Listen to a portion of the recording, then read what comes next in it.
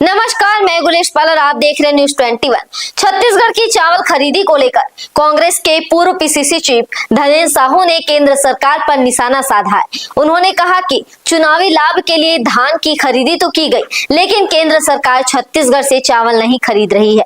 छत्तीसगढ़ को धान का कटोरा कहा जाता है और 10 लाख मैट्रिक टन धान खरीदी गई है, पर चावल की खरीदी नहीं हो रही है।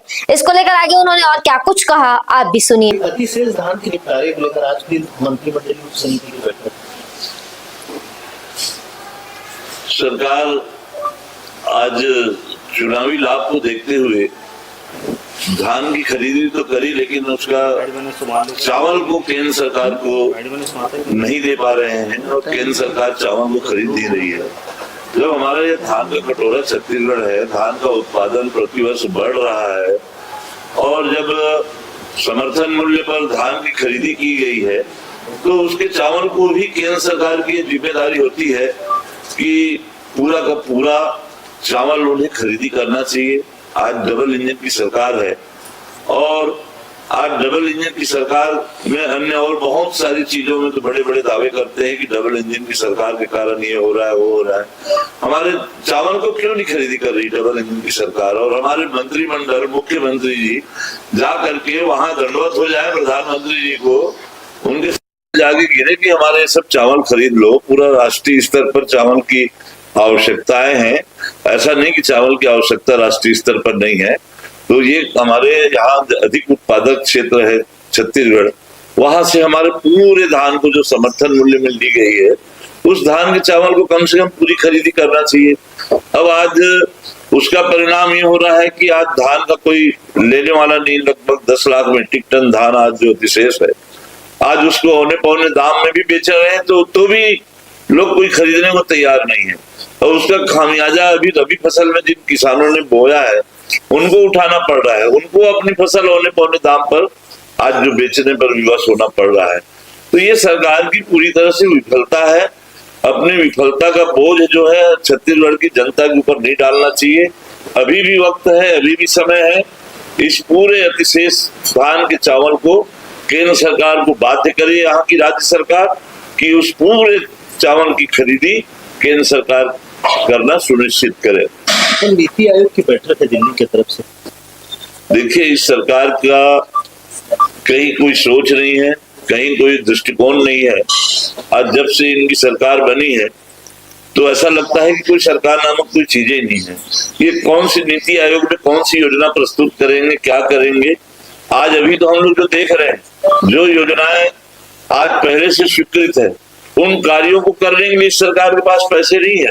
पूरे छत्तीसगढ़ में जितने भी वर्क्स डिपार्टमेंट है, चाहे वो जल संसाधन विभाग हो, लोक निर्माण विभाग हो, पीएचयू विभाग हो, सारे वर्क्स डिपार्टमेंट आज ठप पड़े हुए हैं। कहीं कोई निर्माण कार्य नहीं हो रहे हैं, कहीं कोई डेवलपमेंट के कार्य नहीं हो रहे हैं। महतारी बंधन को पैसा बांटने के अलावा कोई उपलब्धि अपनी ये लोग आज नहीं बता पा रहे हैं। पूरे के पूरे विकास कार्य ठप है। आज नीति आयोग में कौन सा प्रस्ताव देंगे? आज सरकार के पास कितनी योजनाओं के लायक यहाँ की आर्थिक स्थिति है, वित्तीय स्थिति है। पूरी तरह से वित्तीय कबाड़ापन आज इस प्रदेश में आज हो चुका है और इसके बाद ये पता नहीं क्या नीति बनाएंगे, क्या करेंगे। सिर्फ नीति बनाते बैठे रहेंगे, इनका 5 साल पूरा बीत जाएगा। सर ये 1.5 साल में 30 से 31 बार से किया, कैसे देख रहे हैं? क्यों इतना दौरा करना पड़ रहा है? अब ये माननीय मुख्यमंत्री जी समझेंगे कि ऐसी कौन सी बात हो गई कि आज बस्तर तो जा रहे हैं, लेकिन बस्तर में आज भी वही बदहाली है। उसको ठीक क्यों नहीं कर पा रहे हैं? उनकी जिम्मेदारी बनती है। वहां तो मंत्री परिषद की भी बैठक लिया, बार बार भी जा रहे हैं, तो भी आज बस्तर में आज वही स्थिति बनी हुई है। पेयजल की स्थिति गंभीर है। वहां आज लोगों को रोजगार नहीं मिल पा रहे हैं। पूरे प्रदेश में आज रोजगार की कमी है, बस्तर में और विशेषकर रोजगार लोगों को नहीं मिल रहा है। तो आज इन सब चीजों को जब जा रहे हैं तो उसका लाभ भी बस्तर की जनता को मिलना चाहिए, जिसमें पूरी तरह से ये लोग फेलवर रहे हैं। सर जी, आप लोग कहते हैं कि रेड कारपेट बिछाने की तैयारी, तो क्या उस तैयारी में लगातार कर? देखिए, अब इस विषय में तो भविष्य बताएगा, लेकिन जो संदेह होता है वो स्पष्ट है कि कहीं न कहीं इनकी उसी तरह की योजना है, ऊपर के इशारे पर ये लोग वहां जा रहे हैं, संभावनाएं तलाश रहे हैं या कोई रिपोर्ट दे रहे हैं।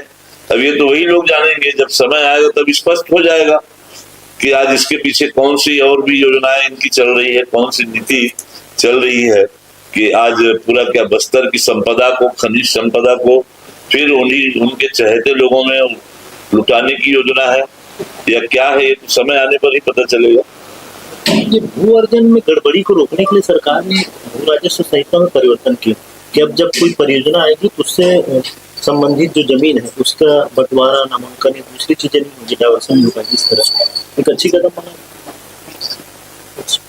निश्चित तौर पर ऐसी कोई भी व्यवस्था, कोई भी कानून जिससे घोटाला और घपला होने की संभावनाएं हैं उसको सुधार तो होनी चाहिए, लेकिन अभी जो मुआवजा प्रकरणों में जो घोटाले हुए हैं इसमें स्पष्टतः केंद्र सरकार ने जो भू मुआवजा का जो कानून बनाया है, ये मुआवजा जो है उनके अनुसार हुआ है। केंद्र सरकार के बनाए हुए नीति नियमों के आधार पर अभी जो भू मुआवजा हुआ है ये उनके आधार पर हुआ है और उसी के कानून में ये उल्लेखित था जिसका कि फायदा भू माफिया और अधिकारियों ने उसको उठाते हुए यहाँ पर करोड़ों अरबों रुपया की भ्रष्टाचार लोग करने में सफल हो गए हैं। तो केंद्र सरकार को वहां के भी अपने कानून को उसमें भू अर्जन के संबंध में जो कानून है उसमें सुधार करना चाहिए। बहुत सारी विसंगतियां हैं, हम लोग इसी भारत माला में देख रहे हैं, कहीं बाजार मूल्य से 2 गुना मुआवजा मिला है किसानों को तो कहीं 4 गुना मिला है। आखिर उन किसानों की क्या गलती है जिनको 2 गुना मुआवजा दिया गया? अभी भी बहुत सारी विसंगतियां हैं। राज्य सरकार के साथ साथ केंद्र सरकार को भी भू अर्जन की अपनी योजनाओं को आज जनहित में उपयुक्त हो और जो घोटाले और भ्रष्टाचार से दूर रह सके। लेकिन इस पर एक चीज और भी कहना चाहूंगा, ये ऐसा लगता है कि जानबूझकर के ऐसे आदेश दिए गए थे जिसमें भू माफिया और अधिकारी लोग मिलकर के भ्रष्टाचार कर सके। सर ये नगरीय निकायों में कैसे देख रहे हैं कि आत्मनिर्भर बनाएंगे? ये कोई नई योजना नहीं है, पूर्व से भी डॉक्टर मनमोहन सिंह जब प्रधानमंत्री थे तब से कौशल विकास उन्नयन के अंतर्गत महिलाओं को आत्मनिर्भर बनाने के लिए उसके समय से भी योजना चल रही है। अब ये बार बार ये लोग नाम को बदलते रहते हैं, जब इनकी सरकार आती है नाम बदल देते हैं और अपना नई योजना होने का दावा करते हैं। उसमें बताया उसमें कि पुराने हमारे कौशल विकास उन्नयन योजना में और आज इसमें क्या फर्क है। इसमें पहले भी हमारे महिला समूह का गठन हुआ है।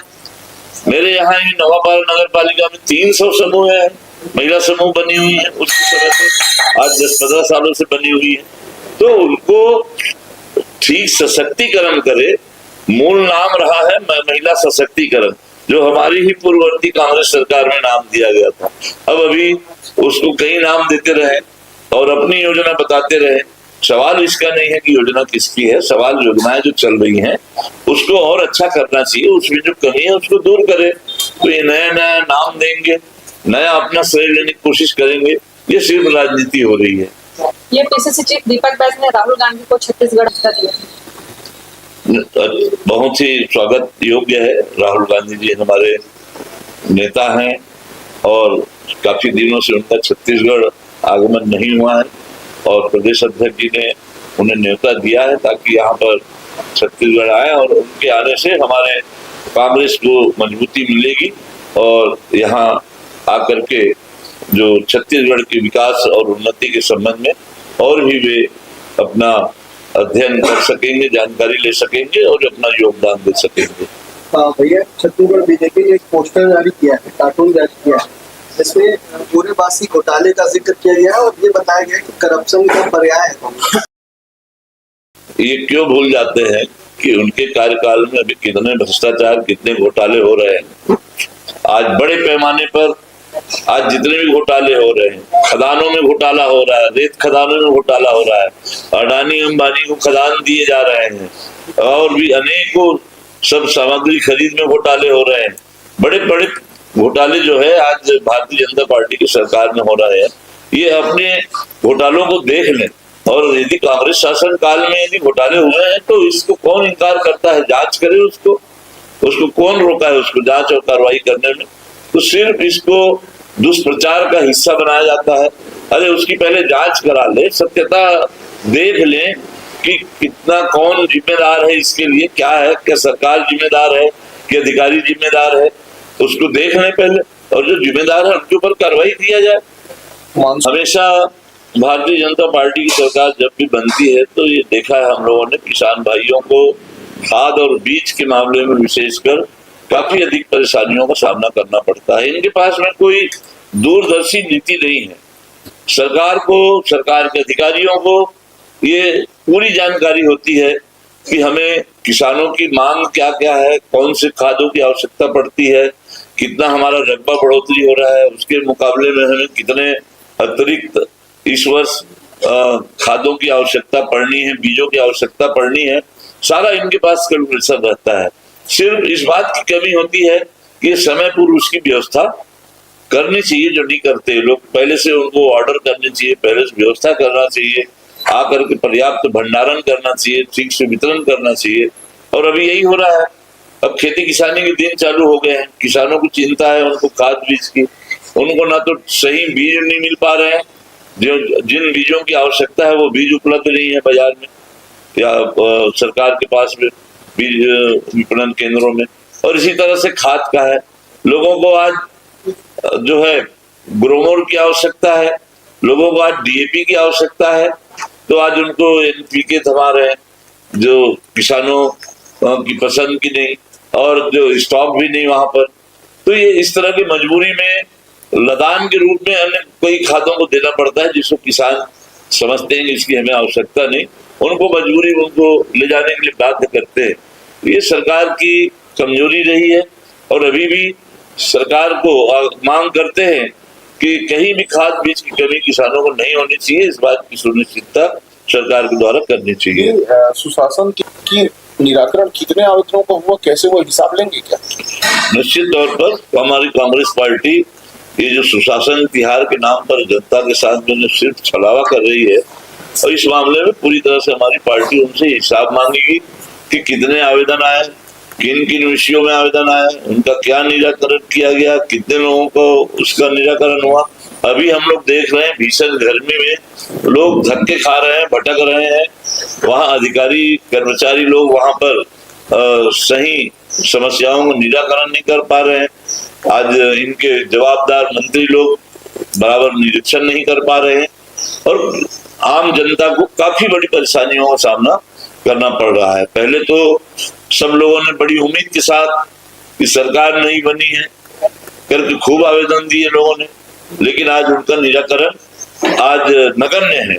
जो ऐसी कुछ चीज जिसके आंकड़े भर बता पा रहे हैं थोड़े बहुत, और उसके अलावा जो मौलिक समस्याएं हैं उनका निराकरण बिल्कुल भी नहीं हो रहा है। लोगों को पूरी तरह से निराश होकर के वहां से शिविर से लौटना पड़ रहा है। आपने देखा कि धनेन्द्र साहू ने क्या कुछ अपने इस कहा है, और आगे ऐसी खबरों के लिए बने न्यूज़ 21 के साथ।